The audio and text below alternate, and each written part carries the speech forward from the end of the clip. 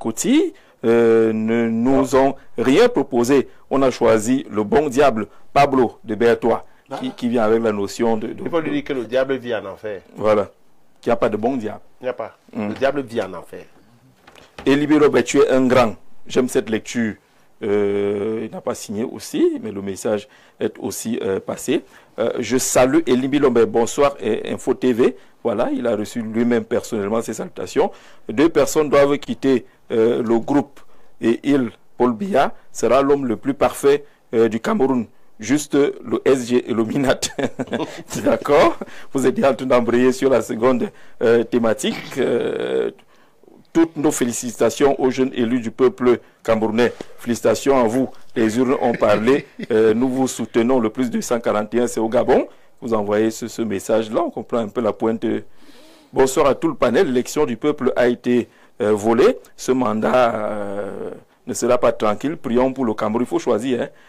Quand on prie, on sait de quoi il s'agit. Bonsoir, Jean Jégué. Monsieur Paul Biya est même au courant qu'il a gagné. Alors, il a gagné dans plusieurs régions. Il n'a pas gagné, par exemple, dans le littoral. Il n'a pas gagné à l'ouest. Il n'a pas gagné au nord, à la Damawa. Est-ce qu'il y a des lectures particulières à faire, Paul Stéphane, lorsqu'on voit le score par région? Est-ce qu'il y a des lectures particulières qui se dégagent? Oui, il y a des lectures particulières à faire parce que si vous ne reconnaissez pas qu'au Cameroun, le vote est encore communautaire, c'est que vous n'êtes pas sérieux. Et quand vous intégrez dans ça, vous comprenez pourquoi Tiroma a gagné dans ces zones-là. Parce que Tiroma a pu greffer certaines communautés autour de lui, par exemple dans le littoral. C'est ce qui pourrait justifier sa victoire. Et on connaît que dans le Grand Nord également, c'est, j'ai envie de dire quoi, la communauté a parlé. C'est ce qui justifie également sa victoire. Donc, quand vous analysez ces scores, vous vous rendez compte que la communauté ou l'identité a prévalu derrière cette élection-là. Et j'ai envie de dire que... contrairement à ce qui est dit sur... Mais Paul Stéphane, est-ce qu'il y a le langage de la communauté dans le vote de Douala, du littoral? Ouais. J'ai dit qu'il y a la communauté à Douala, parce que quand vous prenez par exemple Douala, c'est une ville qui est désormais hyper cosmopolite, et il y a des communautés dominantes qui sont parties se greffer derrière la candidature de Issa Tiroma. C'est ça qui justifie en réalité sa victoire. Et je voulais donc poursuivre en disant que c'est vrai, on dit qu'il y a des opposants qui travaillent depuis, mais il faut savoir qu'en sciences politiques, il y a 3 types de légitimité. Et c'est peut-être ça qui a manqué à d'autres opposants. Et quand vous analysez, vous allez vous rendre compte que Tiroma a une légitimité charismatique. On peut ne pas l'aimer, mais c'est la vérité. C'est que parmi tous les opposants qui étaient en face, il est le plus charismatique. Et c'est ce charisme-là, justement, qui pourrait même justifier le fait qu'on ait eu l'impression que ce soit lui le candidat consensuel.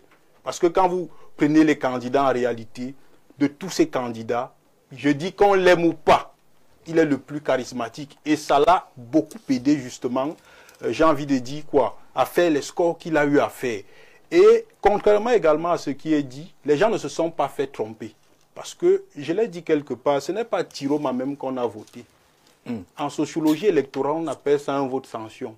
Ça veut dire que quelqu'un est capable de voter un fou, simplement pour vous dire qu'il n'est plus d'accord avec votre fonctionnement. Comme ceux qui disent voter le bon diable. Non, je ne veux pas utiliser cette expression. C'est pour ça que j'ai dit... pas le seul fou. C'est pour ça que je dis, quelqu'un est capable de choisir un fou, simplement parce qu'il veut vous faire comprendre qu'il faut changer comme de celui qui disait qu'ils sont fâchés, ils sont énervés, ils veulent le changement. Oui. Simplement. Et M. Tiroma a bénéficié donc de tous ces éléments-là. Certains candidats qui n'ont pas pu concourir, le fait que certains soient frustrés par une gouvernance, son passage au gouvernement, sa qualité d'orateur également, parce qu'il ne faut pas l'oublier. C'est tout ça en réalité qui a fait les scores que M. Il est très présent sur les réseaux sociaux. Exactement. Avec des relais d'influenceurs des équipes. Hein. Exactement. Et je sors donc en disant que il faut savoir que le Cameroun, depuis pratiquement 2008, est en situation de paix négative. Et je crois même avoir commis déjà 1 ou 2 articles sur ça. Parce qu'il y a 2 types de paix. Il y a ce qu'on appelle la paix positive. Ça veut dire c'est un pays où il n'y a pas de guerre, où la gouvernance est suffisamment responsable, il n'y a pas trop de frustration. Mais un pays en paix négative, c'est un pays où il n'y a pas la guerre, mais la gouvernance crée tellement de frustration au point où n'importe quoi peut créer l'embrasement. Et n'importe qui, justement, peut devenir le bon diable. C'est dans la situation là que le Cameroun se trouve. C'est pour ça qu'au départ de mon propos, j'ai dit que ce sera peut-être le mandat le plus compliqué du président de la République, contrairement à ce que le docteur philosophe a dit. C'est un mandat qui s'annonce hyper compliqué parce que aujourd'hui, on a plusieurs crises à gérer. Crise sécuritaire, crise sociale, parce qu'il ne faut pas oublier qu'à côté des crises sécuritaires qu'on a, on a des crises sociales telles que le chômage, le manque d'opinion, le manque de travail, le manque d'eau, le manque d'électricité. À ça encore, vous venez ajouter une crise post-électorale qui n'a pas été budgétisée dans le budget annuel. Vous comprenez qu'en réalité, le président de la République, peut-être lui-même depuis la proclamation des résultats, est en train de se poser beaucoup de questions sur comment faire pour laisser un bon héritage au peuple camerounais, parce qu'il faut rappeler qu'il a hérité d'un Cameroun en paix. D'accord. Comment lire ces résultats? Le président Biya est-il vomi dans le littoral, dans la région de l'Ouest, là où il compte quand même, en termes de membres du gouvernement, ce qu'on appelle les grosses pointures? Vous avez à l'Ouest, il y a tout un secrétaire général du comité central. Vous avez dans le littoral, il y a des hommes forts qui sont avec lui dans le régime depuis plusieurs années maintenant. Perdre dans ces régions-là, est-ce que c'est des signaux importants pour le président? Bon, Jean-Jacques, comme les autres panélistes ont dit, vous savez que Tirome a acheté les services d'un certain candidat recalé. Et ce candidat recalé savait qu'il a quand même une cote de popularité dans ces deux régions que vous avez citées là. Oui. Et au-delà de ça... C'est l'électorat de Maurice Kamto. Au-delà de ça, je voudrais dire que l'État a manqué à son devoir. À son devoir d'orienter les populations, d'amener les populations à avoir confiance en eux-mêmes au point où les populations ont trouvé les juges sur Facebook, des magistrats sur Facebook. Vous voyez, la majorité des problèmes des Camerounais se résout maintenant sur Facebook. On a vu un scandale qui a été lancé contre un jeune homme qui s'appelle Bobda. À un moment donné, on n'a plus rien compris, il est dehors. Mais on vous dit que c'est un film hollywoodien qui a été bien orchestré parce qu'il y avait un problème de litige foncier familial et tout. Il fallait bien le faire et on l'a fait. Et tout le Cameroun et même l'administration et même le gouvernement s'est enroulé là-dedans. Vous voyez, quelqu'un a un problème avec vous, il ne va pas se plaindre dans un commissariat parce qu'il dit qu'il ne fait plus confiance au commissariat, il ne fait plus confiance en justice. Il appelle un gars qui est dans un trou à rats au Maroc. Il s'arrange à comment est-ce qu'ils vont mettre ça sur Facebook dès qu'on le met. Vous voyez. Donc ça a permis à ce que beaucoup de Camerounais s'attachent à ces personnes-là. Et dès que Tirome a réussi à s'acheter le service de ces personnes-là, il a eu l'assentiment d'un certain nombre de Camerounais, notamment ceux-là qui n'ont pas la culture politique. Je voudrais dire, beaucoup, même des leaders, même certains qui se considèrent des leaders, ne savent pas ce qu'on appelle le gauche ou le droite en politique. Donc, ils suivent le sens du vent. Si ils se lèvent le matin et que sur la page de l'un de ces gars, on dit que s'il faut aller, celui même que nous avons choisi comme bon diable là, vraiment c'est le mauvais diable, vous allez voir qu'ils vont se retourner contre lui demain. Donc l'État a perdu la main. Il y a beaucoup de manquements au niveau de ce problème. Parce que, ayant constaté que des personnes ou des gens sont en train sont devenus des directeurs de conscience des citoyens sur les réseaux sociaux, il faut absolument arranger ça et mettre tout sur le cap. Mais je dis et je répète encore, les populations, les régions du littoral et de l'Ouest, vous allez comprendre que dans le littoral, vous avez une forte communauté des ressortissants de l'Ouest et du Nord, du Grand Nord. Et à l'Ouest, vous voyez que c'est l'Ouest.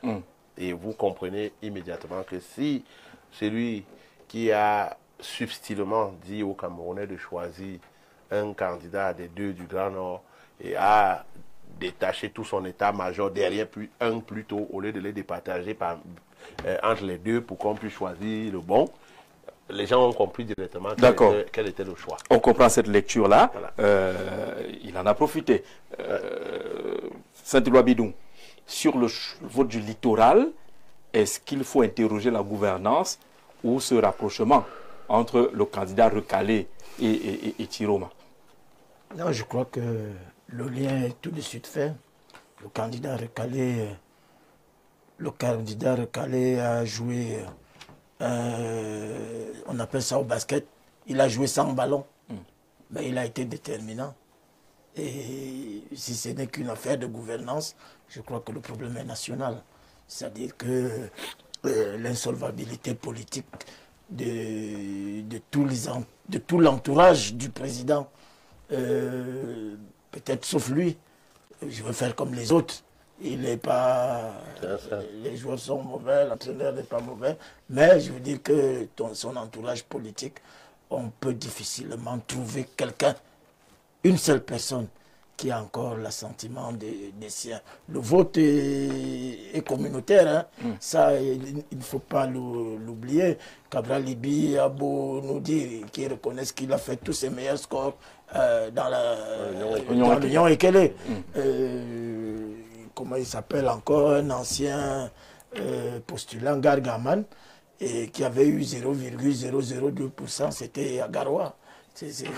Bon, ce qui n'est pas acceptable, c'est que les uns et les autres prennent tous leurs diplômes, ils les versent à la poubelle et commencent à soutenir une idée sortie de la poubelle, comme pour dire que ça peut se faire, c'est possible. Ça, vraiment, c'est impardonnable. Le président Biya a gagné.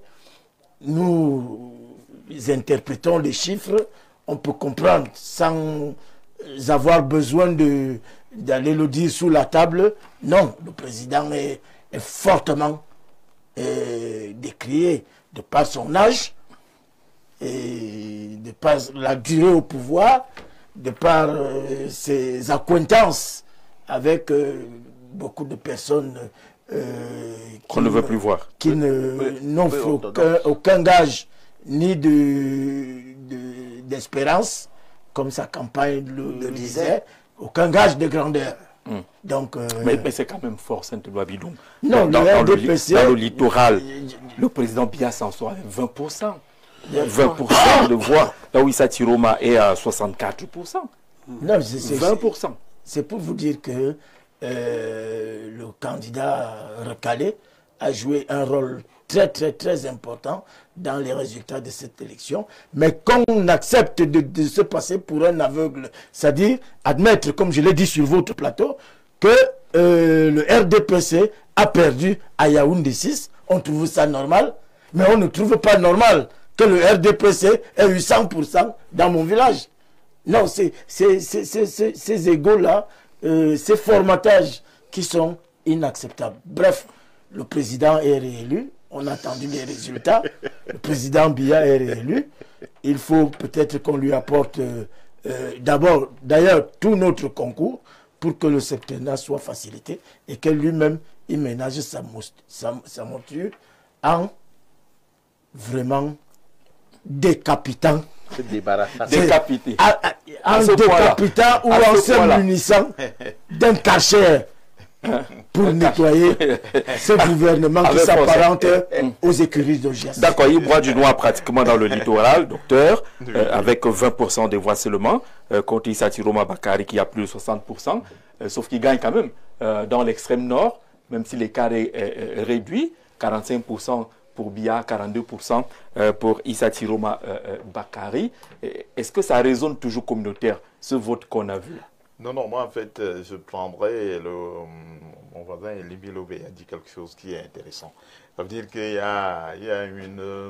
je ne balaye pas du revers de la main la dimension communautariste. Mais il y a une supercherie.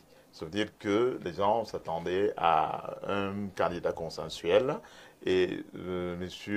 Issa Tiroma a été présenté par des révolutionnaires des années 90 comme le consensuel et naturellement ça a président Kane et de Douala. Je pensais qu'il y a eu un peu du poids et Kane dessus. sur les 60%, vous avez l'impression que Kane a pesé des quelques... Il ne pèse pas du poids, il pèse dans la manipulation. Parce que c'est pour ça que j'ai parlé de supercherie. Il y a une supercherie. Ça veut dire que les Camerounais s'attendaient. Ça veut dire que l'opposition a crié qu'il voulait un candidat consensuel. Et à la dernière minute, parce que la culture du consensus n'est pas camerounaise, le compromis ne fait pas partie de l'éthos politique camerounais. Mais on a sorti un candidat consensuel du chapeau, et je pense que ça a joué. Et maintenant, les compatriotes l'ont dit qu'il ne faut pas se leurrer. La communauté pèse encore fort sur je dirais, oui. Mais il y a une analyse. Lorsque M. Elimbi Lobé dit quand même que pendant longtemps, M. Chiroma a été candidat à l'élection. À plusieurs élections. À plusieurs élections au Nord. Et il les a toujours perdus. Il les a toujours perdus. Mais, je dirais, c'est pour ça que j'ai parlé d'un contexte. Il a profité d'un ensemble de faits factuels, et c'est cet ensemble de faits factuels qui fait qu'il soit C'est un vote par défaut Je veux dire, oui, parce qu'en fait, on ne peut pas dire que ce soit un vote par conviction. Parce qu'en réalité, moi, je ne connais pas son programme politique. J'ai essayé jusqu'à présent. Ça veut dire en dehors oui. En fait, je ne connais pas son projet de société. Parce que on part par là. Oui. C'est la transition sur 3 ans. Monsieur Elimbi Lobé. C'est la transition. Ce n'est pas ça, la transition. La transition démocratique n'est pas un programme politique ni un projet de société. Mais c'était simple là. Ça, c'est dire que c'est une. Comme il est déjà un peu âgé, il a été d'accord d'aller à une transition entre 3 et 5 ans. C'est bien une Jean-Jacques. La transition n'est pas un programme politique ni un projet de société. Ça veut dire qu'il a profité d'un certain nombre de faits, et c'est ce qui fait qu'il soit le deuxième. On ne peut pas me dire aujourd'hui... Alors parmi ces faits, ces contingences-là, c'est la mise à l'écart de Maurice Kamto, par exemple. Ça veut dire que la mise à l'écart de Maurice Kamto qui est revenu entrer dans son dispositif.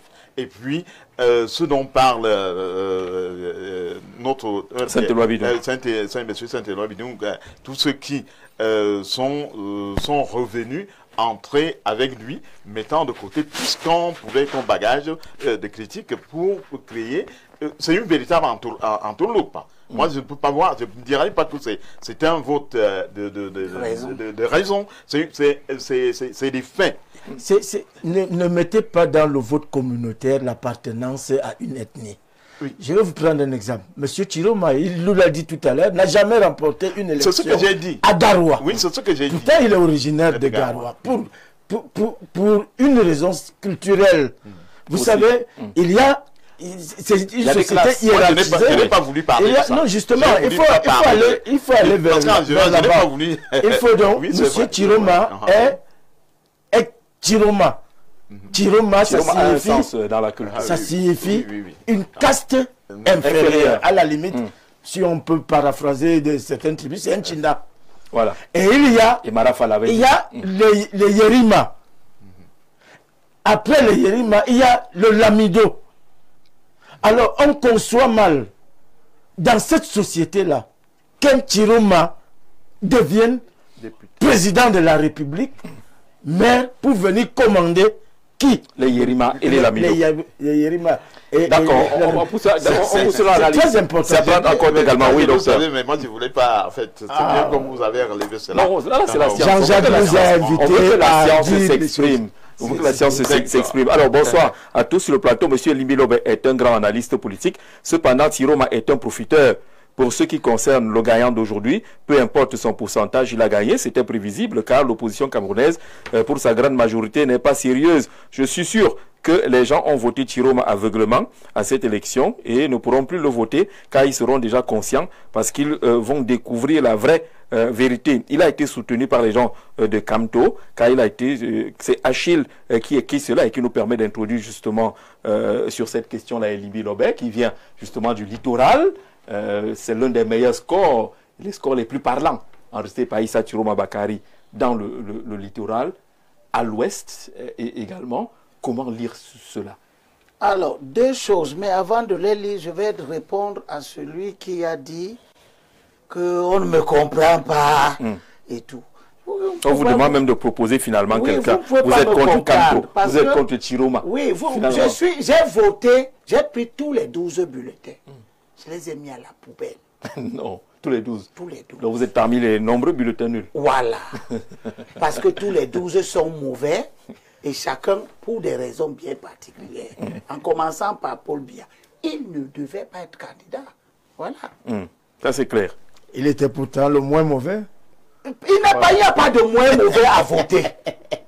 Les gens, si vous vous souvenez, pendant la campagne, avant la campagne, les gens ont essayé d'insinuer une notion de entre la peste et le choléra. Et j'ai dit, je choisis de ne pas choisir entre la peste et le choléra parce que les deux sont mauvais. Un artiste qui dit que le plus mauvais choix, c'est l'absence de choix. Voilà, il peut le dire. Ça, c'est pourvu qu'il le prouve. D'accord. Mais je ne participe pas à installer dans l'idée de nos compatriotes, pour les générations à venir, qu'on vote les gens par défaut. On ne vote pas les défauts. On vote les gens par intime conviction de leur capacité à régler nos problèmes. Si on n'a pas, vous laissez. D'accord? Bon. Donc, Oh, Stéphane. Stéphane vous parle, vous n'écoutez pas. Il n'est pas candidat. Il ne part pas aux élections. Il est un intellectuel irréfléchi. Nous sommes entrés dans une phase d'autisme qui concerne d'abord les acteurs politiques, mais qu'ils ont transmis à la société elle-même. Les gens n'écoutent pas leurs intellectuels. Stéphane dit que l'opposition doit tirer les leçons, qu'elle doit faire son agenda. Et vous voyez comment vos correspondants réagissent. Ils ne veulent pas entendre les critiques. Vous tous qui ne voulez donc pas entendre les critiques, ne croyez pas que vous avez commencé le monde. Le monde existe avant vous. Et parce qu'il existe avant vous, le roi Salomon dit, dans Proverbe 29, chapitre 15, le bâton et le blâme, voilà ce qui donne la sagesse. Le bâton. Et le blâme. Dans Louis II, il dit la verge. Je n'ai pas voulu lire C'est le ça parce bâton. qu'ils peuvent confondre. Ouais. Le bâton et le blâme. Voilà. C'est pour ça qu'il faut avoir deux vies. Voilà. J'ai choisi celle qui... Dans Louis II, il parle de la verge et la correction donne la sagesse. Mais l'enfant livré à lui-même fait honte à sa mère. Vous nous faites honte. Les opposants, vous nous faites honte. Jean-Jacques Zé, Cabral Libi, aussi, Thomas Inou et les autres. Nous venons de perdre l'élection la plus facile qu'on aurait dû gagner. Nous venons de la perdre. Et regardez vos scores. Aucun d'entre vous n'a un score en hausse. Ouais, la chute généralisée. Cabral Libi passe de 225 000 voix à 150 000, 6% à 157 3%. 000 voix. Aussi passe, aussi était à 113 000 voix en 2018. Il tombe à 50 quelque chose de voix. Ndamjoya de 2018, ce n'est pas Oui. la Ndamjoya de maintenant. Mais même si je regarde ça, Ndamjoya avait 69 000 voix. En 2018, elle tombe là, elle est passée à 76 000 voix. Ce n'est pas la même personne, donc Oui. on ne peut pas dire que... Elle a Mais oublié. bon, le parti a peut-être un tout petit peu profité, l'effet de femme. Qu'est-ce que ça veut dire? Ça veut dire que vous devez ouvrir vos oreilles à la critique. Elle vous fait mal, vous ne voulez pas croire. Vous trouvez des subterfuges.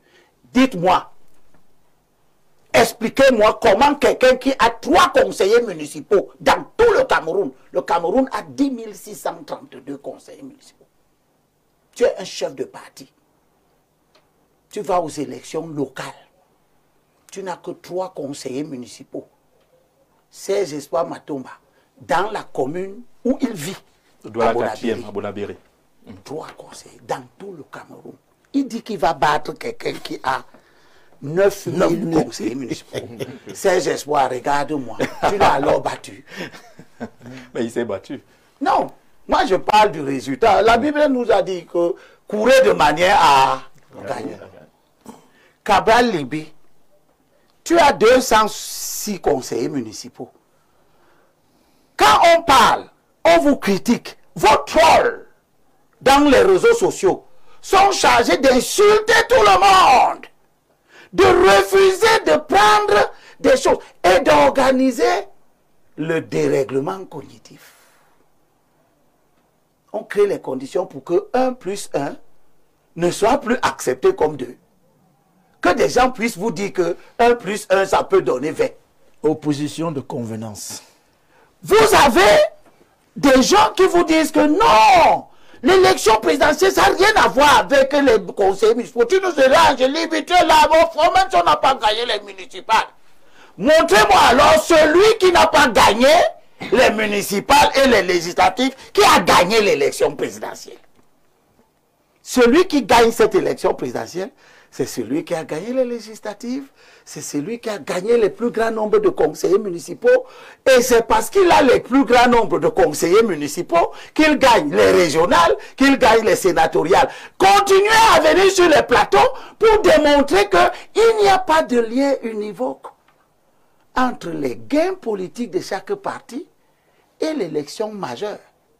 Comme si les partis ne contribuaient pas à la victoire. Or, ce sont ces partis qui sont vos appareils. D'accord. Si ces partis sont si faibles, comment pouvez-vous croire que vous allez affronter le plus fort? D'où l'impératif catégorique de la coalition des forces du changement. Maintenant, il se passe une deuxième chose. C'est que les forces du changement, les vrais, vont être perturbés par l'intrusion des mauvaises forces du changement que représentent M. Bello et M. Issa et M. Kamto, qui sont tous des transfuges du régime. Regardez tous ceux qui ont travaillé pour que Issa ait ça. D'après tout ce que vous venez de dire, c'est Kamto et Issa, n'est-ce pas? Ils ont travaillé à ça. Qui sont-ils? Ce sont des transfuges du régime. Tout se passe comme si, en réalité, pour les forces du changement, l'idée que c'est elles qui incarnent les aspirations au changement est balayée. Et que le changement, en fait, ne se produira qu'à l'intérieur du régime. C'est une honte extraordinaire. Comment vous pensez que moi, je peux vivre ça? 40 ans de lutte. D'accord. Alors, répondez clairement. Je pose enfin la question. Oui. À ces gens qui ont dit qu'ils ont combattu Ahidjo, qui ne nous ont jamais laissé les oreilles tranquilles avec l'anti-ahidjoïsme, l'anti-ojoulatisme, qui sont les anti-français, qui écument et qui n'ont jamais rien gagné. Anissé Ekane, en 40 ans, a un seul conseiller municipal qui n'a eu qu'en 2020. Mais c'est lui qui s'en va soutenir les descendants du régime Ahidjo, qui entrent à l'intérieur du système Ahidjo pour venir faire la part des choses entre deux ahidjoïstes qui se battent. Paul Biya, ahidjoïste en chef, et Chiroma, ahidjoïste, lui, Paul Biya a créé.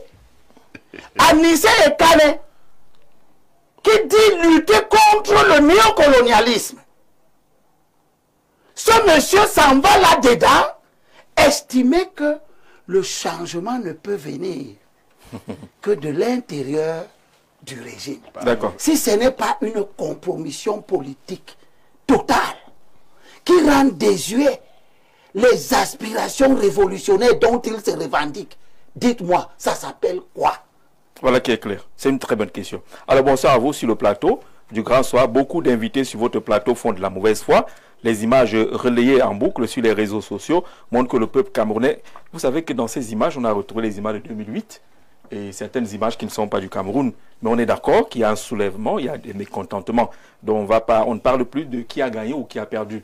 Nous avons les résultats et on essaie de lire ces résultats-là. C'est ça qui est utile si on veut mieux préparer les prochaines élections, comprendre ce qui s'est passé. Merci. J'ai voté utile. Je ne connais même pas le programme de Issa Chiroma Bakari, mais j'ai fait un vote sanction afin d'exprimer mon mécontentement face à la gestion des choses. Arrête-toi un peu là, s'il te plaît. Je voulais dire quelque chose tout à l'heure, j'ai perdu ça de vue. Parce que, 30 secondes, parce que Stéphane a évoqué la notion de vote sanction. Mais le vote sanction, les 35% de Chiroma, ils auraient bien pu être partagés à Cabral Libi, à Ndamjoya, à Ossi, qui sont dans la lutte pour le changement. Parce que Chiroma n'est pas dans la lutte. Il n'est pas là-dedans.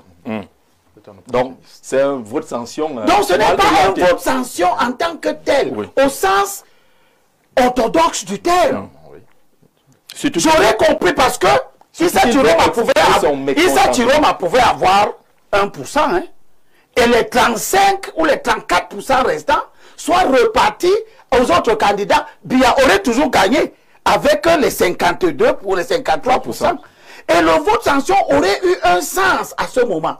Maintenant, nous avons le vote sanction tel que vous le présentez, qui va profiter à un de ses collaborateurs. On peut donc sanctionner Biya et ne pas sanctionner Chiroma, c'est ça que vous dites? D'accord. On peut sanctionner Biya et ne pas sanctionner demain Famendongo, c'est ça? Parce que demain Famendongo aussi peut être candidat. Après demain Ayebe Aïssi pourrait être candidat. Et vous allez nous dire, oui, on a sanctionné Biya en donnant 25, 30, 40%. Il ne faut pas laisser notre peuple périr. Merci. Vous avez répondu à Saïd Ali, qui justifiait quand même que tous les candidats, les plus jeunes ne pouvaient faire face à ce régime de 43 ans. Alors il fallait miser sur une personne âgée qui a une faible probabilité de mettre aussi long au pouvoir dans un gouvernement de transition avant l'organisation des élections transparentes. Dis-lui que aussi à 58 ans, dis-lui que aussi à 58 ans, voilà. Et à 58 ans, nulle part en Afrique, vous ne pouvez considérer que du point de vue de l'âge, il était un jeune. D'accord, allez-y docteur, sur le vote sanction tel qu'il essaye de l'expliquer. Moi je dirais que c'est un... j'ai commencé à discuter, vous savez bien, je suis très actif. Je parle, il y a l'effet de mode. Il y a eu un effet de mode. C'est que donc on appelait un phénomène. Oui, non, je dirais, M. Chiroma, dans cette école et dans cette élection, était un épiphénomène. Parce que quand on fait l'analyse que M.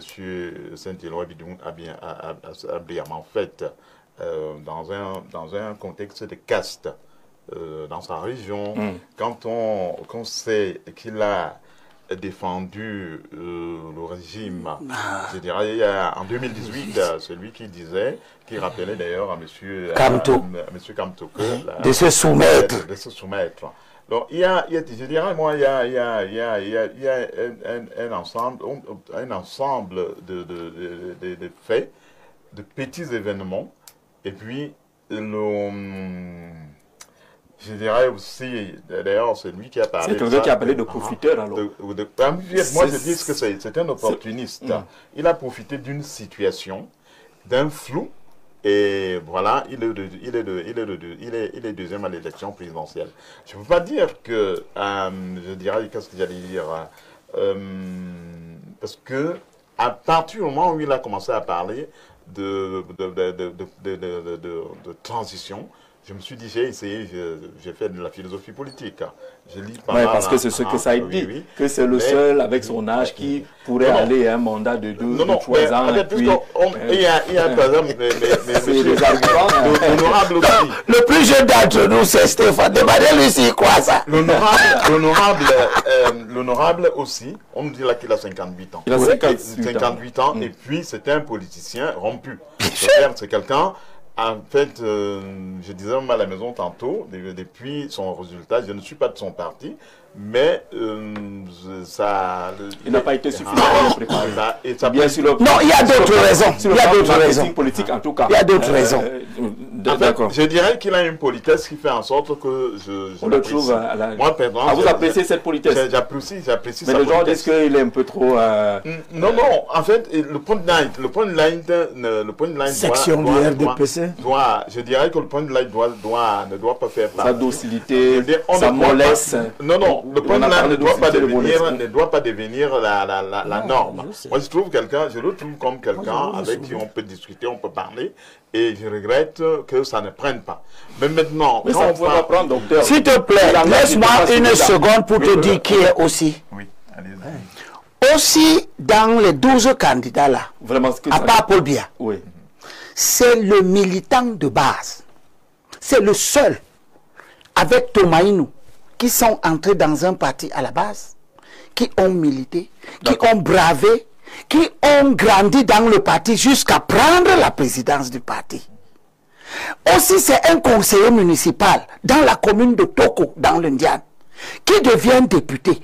Aussi, c'est donc quelqu'un qui a tout le profil ordinaire qu'on retrouve partout dans le monde.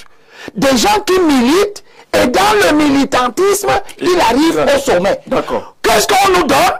On nous donne nos propres électeurs du changement. Ils disent que le militantisme n'est pas bon.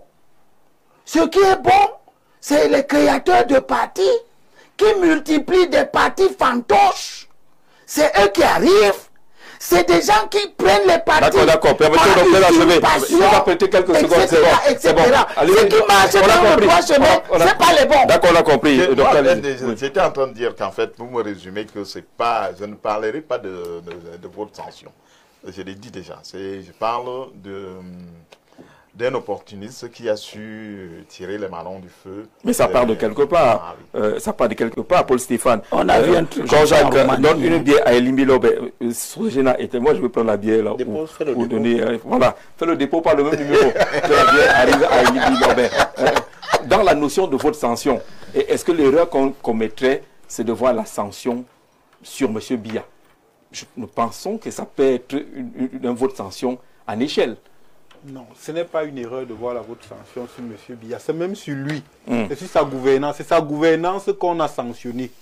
Parce que je vois les gens faire des fuites en avant, mais je veux quand même rappeler à certains sur le plateau. Parce qu'on pense qu'on a sanctionné certaines élites. Non, on a sanctionné la gouvernance de celui qui a été élu en 2018. Je vois des gens faire des fuites en avant ici. Ils oublient que le président a lancé l'émergence depuis l'an 2000. Ils oublient que jusqu'à date, il y a des grands projets qui se retrouvent dans la stratégie nationale de développement qui ne sont pas finalisés. Aujourd'hui, on se retrouve dans la SND 30 avec des projets qui ne seront pas finalisés et que ce sont les mêmes hommes qui accompagnent le président de la République depuis, qui sont avec lui. Quand vous analysez, vous vous rendez compte que le peuple a compris que les mêmes causes produisent les mêmes effets. Une façon de dire quoi? Si on redonne notre confiance au président de la République, certainement il va reconduire les mêmes hommes. Et comme les mêmes causes produisent les mêmes effets, de 2025 en 2032, on aura les mêmes problèmes. Ça veut dire que les problèmes qu'on a en 2025, c'est pour ça que je dis que c'est le remaniement ministériel du président de la République qui va nous faire savoir s'il y aura un changement ou pas. C'est donc la conséquence de tout ça qui a amené certaines personnes, compte tenu de son âge que Saint-Éloi Bidunga a évoqué, les incuries de gouvernance, les détournements de fonds, la gouvernance par procuration. C'est tout ça qui a amené certains Camerounais à dire qu'il faudrait qu'on essaye autre chose, même si c'est un fou entre guillemets. Et j'insiste ici en disant que, en sciences politiques, il y a ce qu'on appelle la légitimité charismatique que beaucoup de gens négligent. Vous pouvez travailler pendant 50 ans. Moi, je viens en un mois, je fais ce que vous avez fait en 50 ans. Et c'est de ça que Issa Thiroma Bakari a bénéficié. Je dis, on peut ne pas l'aimer, mais des 11 candidats, il est celui qui avait plus de charisme. Et c'est ça qui a fait qu'il y a certaines personnes qui décident de se greffer derrière lui. On n'a même pas salué beaucoup voté le candidat des jeunes filles. C'est donc ça en réalité. C'est donc ça en réalité qui justifie le fait que plusieurs Camerounais aient décidé justement de lui faire confiance en se disant que il pourrait justement être la solution face à la situation qu'on traverse au Cameroun. Le Camerounais pardonne beaucoup et peut tout pardonner. C'est ça? Accorder du crédit à Issa Chiroma, c'est lui accorder du pardon. J'ai envie de vous dire que moi, je ne fais pas l'analyse de cette façon. Parce que, en réalité, le responsable d'un système, c'est le président de la République. Vous prenez Paul Stéphane, vous mettez dans ce système, il aura les mêmes résultats. Parce que ce n'est pas Paul Stéphane. Mais il y en a quand même qui sortent du lot, qui se démarquent. Qui se démarquent. Dans cette équipe? Non, dans cette équipe, citez-moi un secteur qui fonctionne au Cameroun. Aucun secteur ne fonctionne parce que c'est le système qui a un problème. Si moi je cite, on va me connaître. Non, je dis, prenez Paul Stéphane, vous mettez dans le même système politique, il va vous produire des résultats médiocres. Chiroma sort d'un système médiocre, donc même s'il a été médiocre, ce n'est pas de sa faute. Il a voulu développer l'emploi. Ce que Stéphane dit, est très répandu dans l'opinion. On va revenir à ça tout à l'heure. Il ne faut pas balayer ça. On va revenir à ça tout à l'heure parce qu'on a quelques téléspectateurs fidèles, très fidèles d'ailleurs, comme Berthilde Nadège Ebek, qui nous rappelle qu'elle est une fidèle de Le Grand Soir et d'autres programmes tels que Décollage, Espace Miné. Alors c'est son anniversaire aujourd'hui. Vous voyez qu'on peut faire des cadeaux à nos fidèles téléspectateurs. Berthilde réside au Carrefour Kodok. C'est à Edea. Ah, il y a un Carrefour Kodok là-bas. À Edea. Et fidèle, souhaite qu'on partage ces moments de joie avec elle ce 27 octobre, jour d'anniversaire. Il nous invitait d'ailleurs ce soir pour célébrer ses 40 ans au restaurant bar le Fair Play au Carrefour Kodok à Edea. Allez, on vous salue là-bas. Si vous êtes déjà en train de partager... Est-ce qu'elle n'est pas sûre qu'on ne sera pas là? Ah voilà. L'adresse est là, hein, au Carrefour Fair Play Bar. Ça porte un beau nom d'ailleurs. Fair Play. Au côté du Carrefour Kodok à Edea. C'est un restaurant-bar pour célébrer les 40 ans de Nadège Ebek Berthilde, de fidèles téléspectatrices des programmes d'info TV, Décollage, Espace Miné et Le Grand Soir. Joyeux anniversaire. Vous voyez qu'il y a des bonnes choses également à la télé, non, Saint-Éloi Bidou? Tout à fait. On voit bien que la nature a été gracieuse vis-à-vis d'elle. Il a le regard, il a l'œil sur ces lunettes-là. Alors, deuxième thématique, on fait rapidement un pont. Que doit-on attendre du président qui va prêter serment dans quelques jours? Qu'est-ce qu'on peut inscrire en termes d'urgence? Lionel d'abord. Qu'est-ce qu'il y a? En tout cas, c'est pas aussi. Moi, je ne pense pas qu'après 43 ans, après 43 ans, on aura encore une urgence. Vous voyez quelqu'un qui quittait des grandes ambitions pour des espérances. Vous posez la question, comment est-ce qu'on peut avoir des ambitions avant d'arriver aux espérances? On espère avant d'avoir des ambitions. Maintenant, on pense quand même que il a été proclamé le président de la République. Nous avons pendant 7 ans subi encore. Subir? Bien sûr. Vous ne voyez rien de bon? Vous ne mettez rien dans l'espérance? Vraiment, c'est... je ne pense pas qu'on va passer... On a dit qu'il faut le relire pour qu'il achève les chantiers. Achever les chantiers, je ne pense pas que c'est l'autoroute Douala-Yaoundé qu'il va achever. Je ne pense pas que c'est les différents barrages qu'il a commencé qu'il va achever. Je ne pense pas que c'est moderniser l'agriculture au Cameroun qu'il va le faire en 7 ans. Donc vraiment, je dis, on n'attend rien. Pour le moment, nous confions le Cameroun. Vous ne voulez même pas qu'il fasse un remaniement? Je dis, pour le moment, nous confions le Cameroun au Tout-Puissant. Dans l'espérance alors? Vous êtes avec lui sur ce point-là? Non. non. Saint-Éloi Bidou, quelles peuvent être les urgences aujourd'hui? On sort d'une élection avec le chiffre que nous voyons. Nous voyons cette crise qui est là, qui est visible. On ne va pas faire semblant. Ne pensez pas qu'on... Il y a quand même cette crise qui est là. Qu'est-ce qu'on peut inscrire? Le président, il prend les fonctions dans quelques jours officiellement. Les urgences pourraient être quoi? Vous savez que le mot urgence n'existe pas dans le vocabulaire du président Biya. Il a dit Il y a le plan ministre il y a des les plans Finances, d'urgence, non? attendez. C'est lui qui a créé le Il a plan dit au d'urgence. ministre des Finances qui était en charge d'aller lire le test de la dévaluation au Sénégal à 14 h que les urgences, c'est à l'hôpital Oui. qui devait le rencontrer. Donc, les urgences, ça n'existe pas pour lui. Il y a des priorités et des priorités que nous attendons. D'abord, parce que je considère que ce qui s'est passé entre le 12 et le 27 octobre est suffisamment grave. Quand des Camerounais prennent sur eux la responsabilité de déstabiliser le Cameroun, Leur propre pays. c'est suffisamment grave. Et ça ne peut pas passer inaperçu. Car le vice a toutes les audaces, l'État doit s'armer de tout le courage pour rétablir l'ordre et par tous les moyens pour que ça ne se répète plus jamais.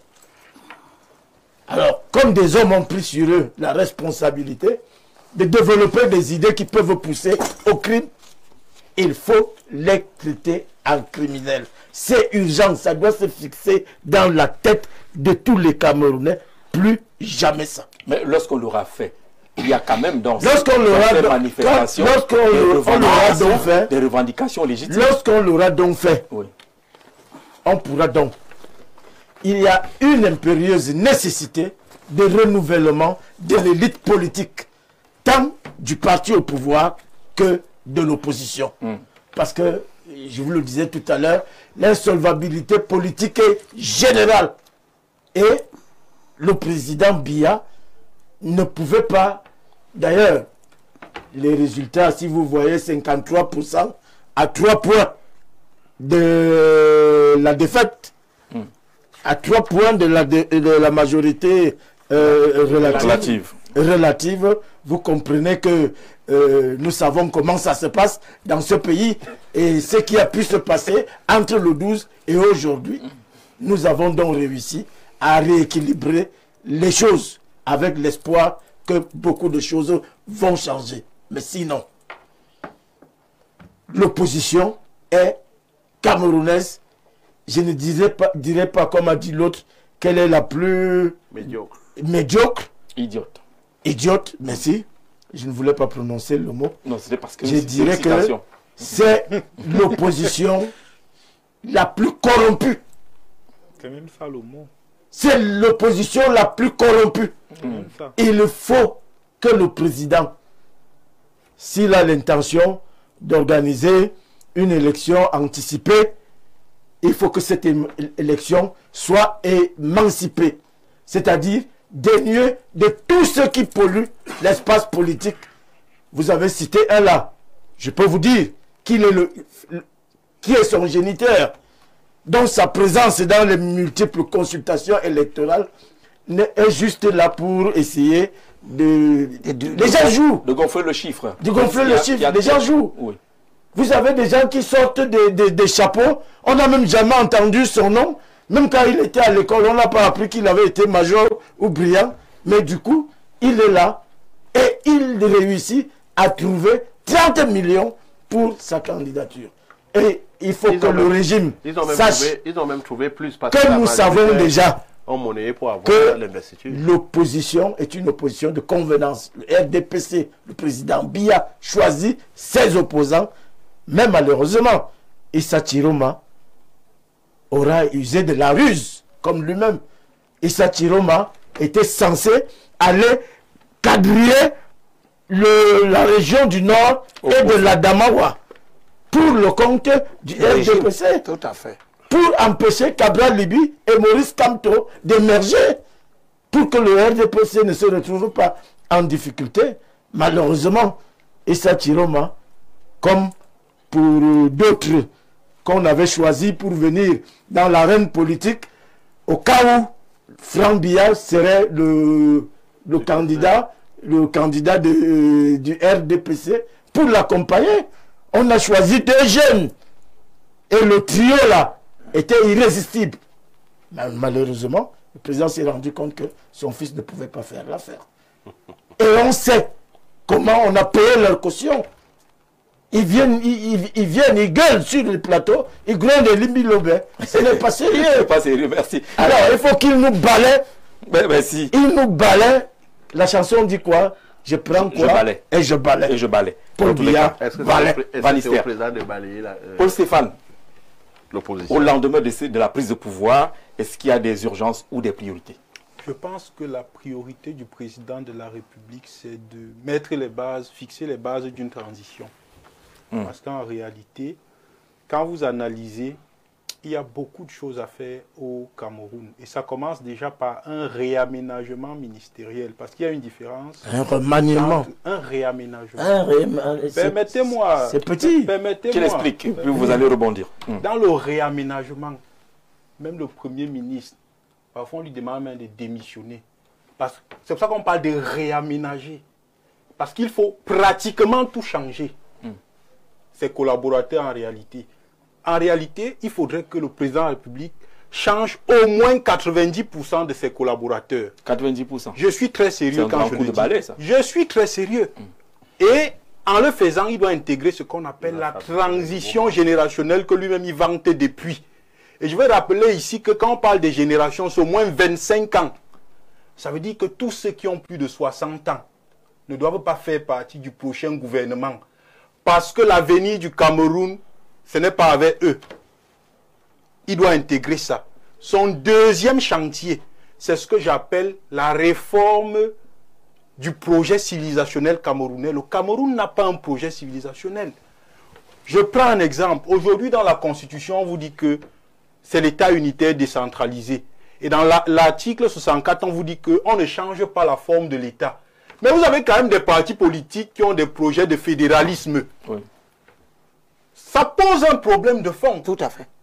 Ça veut dire que le parti qui a un projet de fédéralisme, son projet est anticonstitutionnel.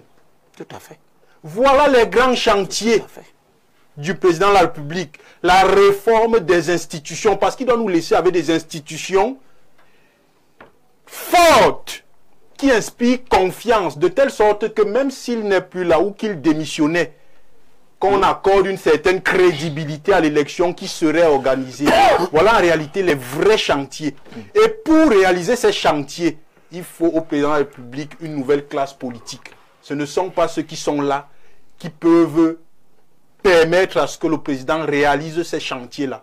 Pour moi, voilà en réalité. Et un autre aspect, tendre la main. Parce que la démocratie est un régime de consensus. Et généralement, ce sont les forts qui tendent la main. Parce qu'il ne peut pas faire ça tout seul. Il doit tendre la main même à l'opposition.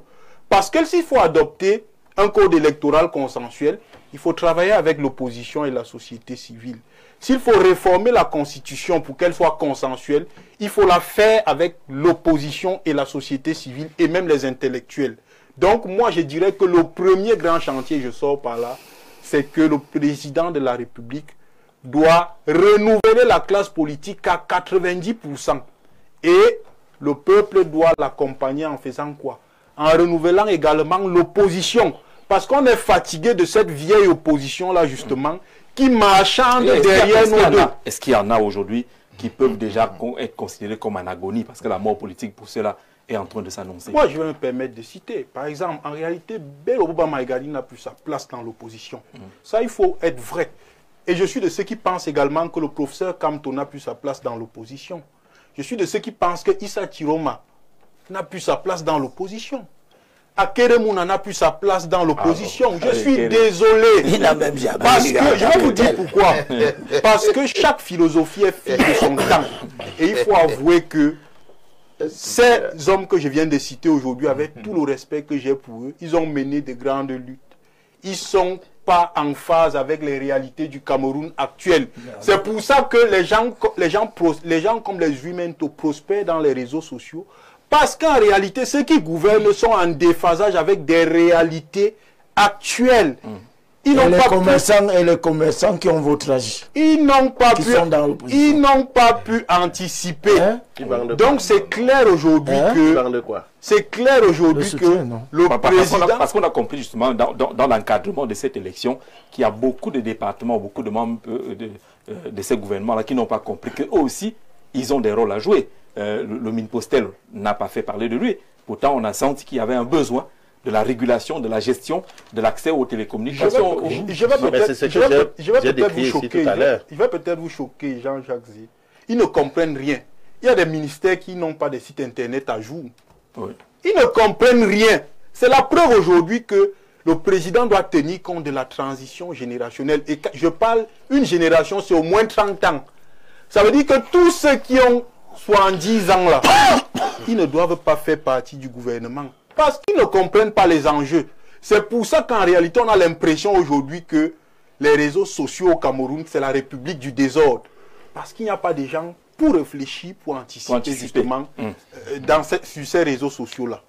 Lundi lumineux en ce soir devenu grand, avec les résultats de la présidentielle, quand les sages ont tranché, bienvenue la prestation de serment pour un Cameroun émergent avec des gouvernants intègres et patriotes. Les candidats ont fait semblant d'ignorer les règles du jeu qui, au décompte, leur ont été défavorables en la faveur du président sortant. Le grand rassemblement devrait refaire sa mue. Là, il parle des propositions d'Al ou RDPC, devrait refaire sa mue en y injectant, venant avec des hommes intègres et patriotes pour le développement du pays. Le FSNC a été une fabrication du MRC. Malheureusement, si les autres avaient pensé une coalition honorifique, on aurait un changement à la tête de la nation. Au président, malgré son âge avancé, de nous laisser un Cameroun comme en 1982. Thomas Massok qui envoie ce message-là. Docteur, on est sur les urgences ou les priorités pour le président entrant. Oui, moi je ne suis pas le conseiller du président de la République. Ben, essayez, dites quelque chose. Je vais dire, en fait, il sait ce qu'il doit faire, c'est-à-dire au terme d'une élection. Les gens attendent. Mais comme vous écoutez vos étudiants, vous écoutez les Camerounais. Il doit faire. Il a fait 7 ans sans conseil des ministres. Voilà. Comment vous pouvez dire qu'il sait ce qu'il doit faire? En fait, je vais dire que là, s'il vous plaît, monsieur, il va sûrement former un gouvernement. Mais maintenant, ce gouvernement sera fait avec des Camerounais. Il ne va pas inventer. Mais il y a des profils qui comptent. Il ne va pas. Je veux dire qu'il ne va pas les inventer. Ça veut dire qu'il peut reconduire ceux qui sont là. Non, moi je dis il fera son gouvernement avec les Camerounais. Maintenant, je suis d'accord avec mon jeune collègue, le jeune panéliste, lorsqu'il parle d'un projet civilisationnel. Le projet civilisationnel n'est pas souvent le fait d'un gouvernement. C'est le fait des intellectuels. C'est pour ça qu'il doit... Norbert Elias est celui qui a révolutionné, qui a apporté la civilisation. Oui, d'accord. Revenons terre à terre. Oui. Qu'est-ce qui doit être sur la table du président au regard de son sport lui-même, au Cameroun et dans la diaspora, parce qu'on n'a peut-être pas encore abordé l'aspect de la diaspora où il a mordu la poussière de ce côté-là. Mais ça, si on fait une analyse, je veux dire, moi je dirais que le président de la République nécessairement doit faire un nouveau gouvernement, doit former un gouvernement. Et le gouvernement, j'insiste là-dessus, se fera avec les Camerounais. Maintenant, l'intégrité, il en a souvent parlé, et l'éthique, il en a souvent parlé. Je pense que il doit, et puis l'évaluation. Ça veut dire qu'il y a des suivi, évaluation. Sauf qu'il n'a pas tenu de conseil. Pendant 7 ans au moins, il n'a pas rassemblé les ministres. Mais en fait, le problème, je reste, je dis ce qu'il peut faire. Et je donne des idées. Vous reconnaissez au moins qu'il ne l'a pas fait. Toutes les instances de dialogue sont mortes. Pas de congrès pendant combien d'années? Non, moi, en fait, ce n'est pas. Ça veut dire que là, ce sont partis. Mais le parti ne peut pas se détacher. Je suis en train de dire que, à la suite d'une élection, on s'attend à un nouveau gouvernement. Donc, et puis, il y a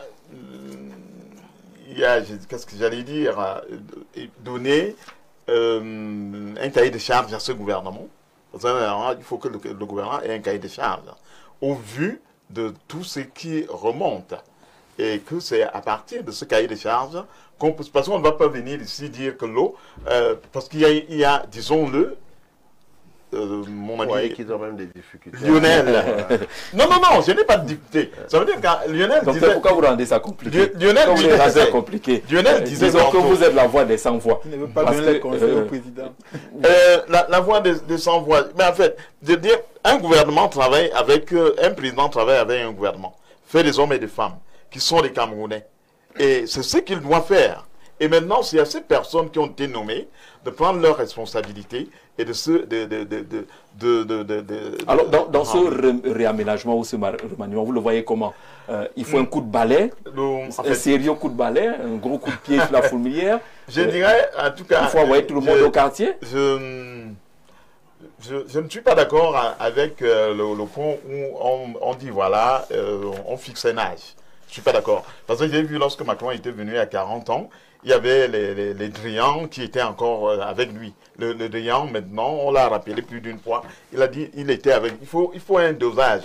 Je suis pour une société inclusive. Et dans cette société inclusive, il y a des jeunes, il y a des moins jeunes, et ensemble, ils peuvent... Des faire anciens grandes jeunes. choses. Sauf que maintenant, ils font sans les jeunes. Non, mais en fait, lorsque je dis qu'il faut introduire des jeunes, il faut introduire une bonne dose de jeunes. Et j'aime souvent à dire que quand on connaît un tout petit peu l'histoire du Cameroun, il y a eu des jeunes qui ont été souvent nommés. Je donne souvent un qui était proche de moi, il s'appelait Godway. Vous devez le connaître. Godway, Oui. directeur général de la SOTUC. À l'âge de 21 ans. À 21 ans. Et à l'âge de 21 ans, on sait tout ce qui est arrivé. Une catastrophe. À la SOTUC. Non, vous savez aussi que Ah, la volonté de démontrer que les jeunes étaient capables. On a pris Yassa Luc mauvais cadeau. à 35 ans, on l'a mis à la SNI. On a pris Godou à 21 ans, on a mis de l'autre côté. On a pris un autre jeune là. Et ils se sont tous cassés la figure. Pourquoi? Parce que toutes ces sociétés étaient pratiquement en cessation de paiement. Je vais dire... Mais il va parler de Je vais dire tout simplement que je ne suis pas pour le syndrome jeune. Non, personne n'a le monopole de la jeunesse. Je ne suis pas pour le jeunisme. Je suis en train de dire que s'il y a un conseil à donner au président de la République, d'ailleurs qu'il a des conseillers plus idoines que moi, c'est de former un gouvernement et un gouvernement... Ouais, avec les conseillers, là, il a 50 ans. Oui. Chiroma n'a eu que Ekane, qui n'a jamais eu un mandat. Il a eu Tchameni comme conseiller, qui n'a jamais eu un mandat. Il a eu Kamto, lui-même, qui n'a jamais eu un mandat. Et on ne voit le résultat. Je suis donc en train de dire que moi, je reste à la posture de modeste conseiller, de modeste philosophe qui donne une idée. Je dis, il faut changer. Non.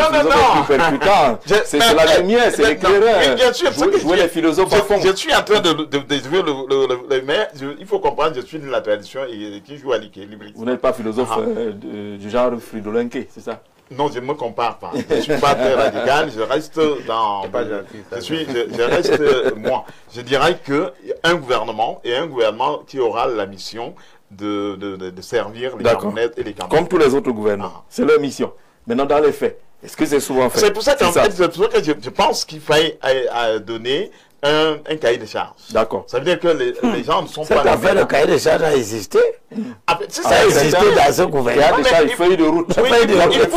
Il faut revenir sur ça. Un cahier de charge, c'est le chef de l'État qui définit la politique de la nation. C'est donc lui qui dit à chaque ministre qu'il nomme ce qu'il attend de lui. Donc, certains nous ont dit qu'ils attendaient encore qu'on leur donne la feuille de route. Ils ont été nommés, ils ne l'avaient pas. Il fallait qu'on la leur donne. Alors, non, mais je pense que là, il faut qu'il y ait une feuille de route et qu'il y ait des évaluations. Et qu'il n'y ait pas de 43 ans, vous devez même avoir un modèle. Bonsoir, je suis connecté depuis le Nigeria, c'est pour ça qu'on lit votre message. Les 53% que le président a eu, ce n'est pas mais un mécontentement. Je crois que pour les 7 prochaines années, qu'il s'entoure des jeunes dynamiques dans son gouvernement et qu'il mette fin à l'impunité. Merci, c'est monsieur Fom, bienvenue Aurélien depuis Abuja, un digne fils de l'océan. Ah, l'océan est fier de toi. Elie Bilobé, priorité, urgence, vous inscrivez quoi et quelle peut être la nature de ces priorités ou ces urgences-là? Je voudrais que le président, en réalité, je n'attends pas grand-chose. J'ai fait les efforts lorsque les gens essayaient de mettre en place sa candidature. de dire aux gens que la place du président, c'est au repos. Il faut qu'il se repose, qu'il quitte la vie politique. Il a travaillé. C'est l'un des plus vieux fonctionnaires au monde. Il a commencé le travail à 22 ans, au sommet de l'État, en 1962. Quand il est là pour le dire. Je venais à peine. On ne nous a pas écouté. Je suis déjà retraité. Le président travaille encore. Ce n'est pas normal. Ça ne correspond même pas au mode de fonctionnement de nos sociétés.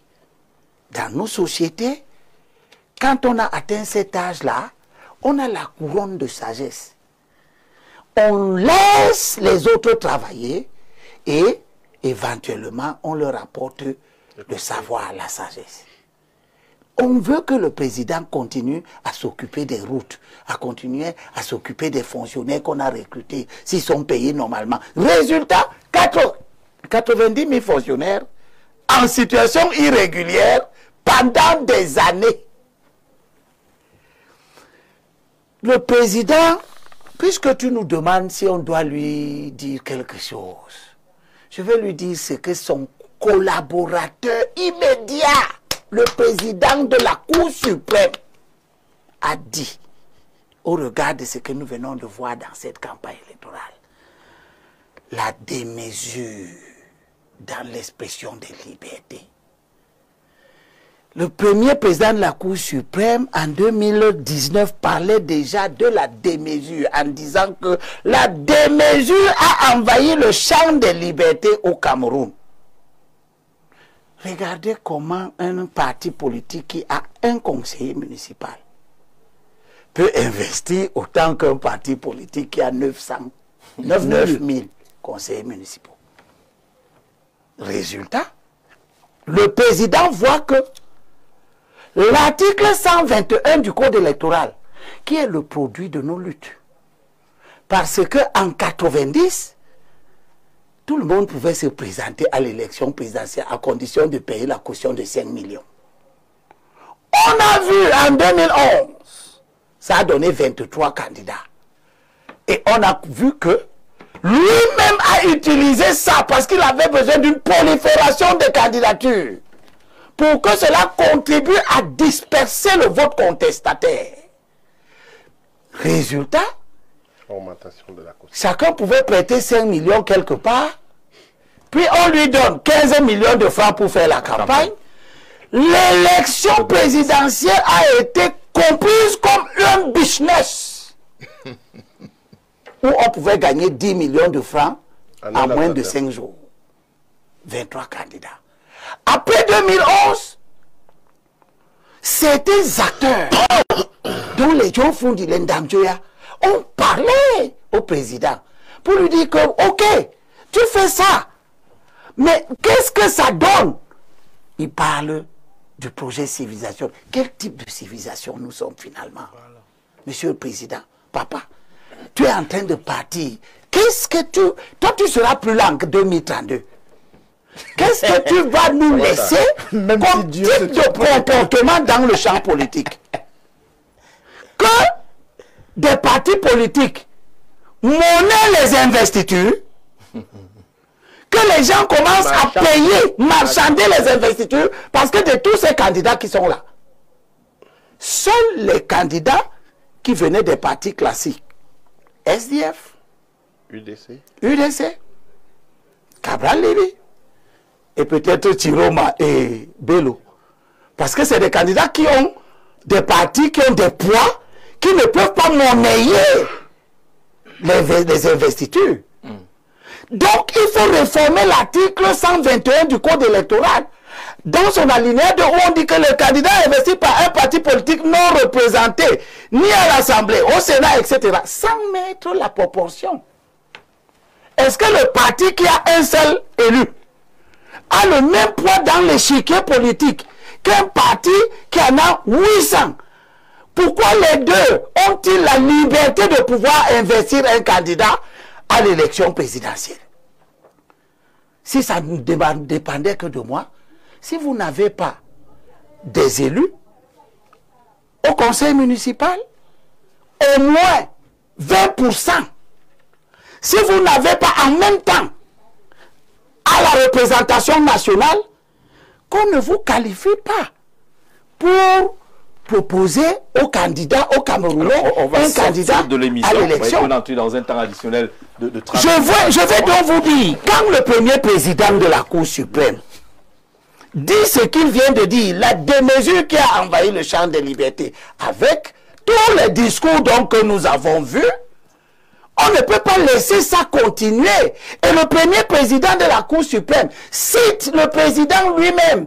Papa, vous avez dit en 2011 que la liberté a ses limites et ses contraintes. On ne peut pas faire n'importe quoi ou mener un pays à l'anarchie que nous venons de voir. Au nom de la liberté. Et vous avez conclu votre propos. Cher père, vous avez dit, nous n'en avons pas le droit. Faites en sorte que ce que nous avons vu ne se reproduise plus. Que la législation s'adapte à ça. Parce que le premier président de la Cour suprême dit que c'est parce que la démesure dans l'expression des libertés, cette démesure doit faire face à la fermeté de la loi. C'est clair. La fermeté de la loi. Fermeté, rigueur de la loi. Je ne peux pas comprendre que des candidats à l'élection présidentielle soient des insurrectionnels.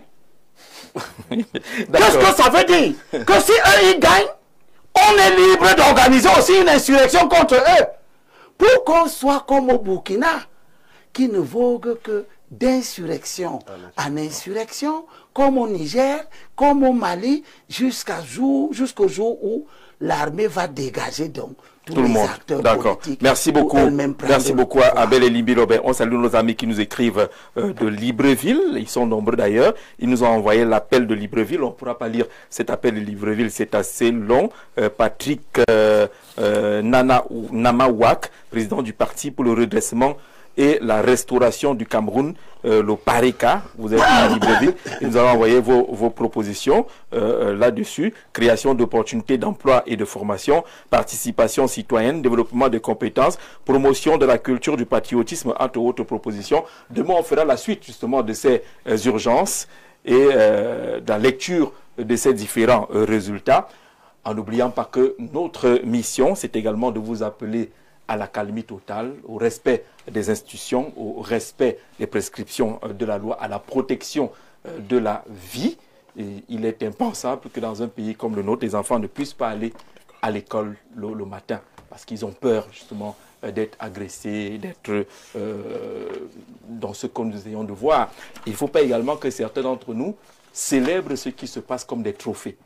Filmer du n'importe quoi à tout moment, ils ont l'impression de se donner une certaine gloire parce qu'ils ont eu l'exclusivité d'un acte où on a brûlé une maison, on a brûlé les services publics. Ce n'est pas un honneur des médias concurrents et de s'en vanter. Les médias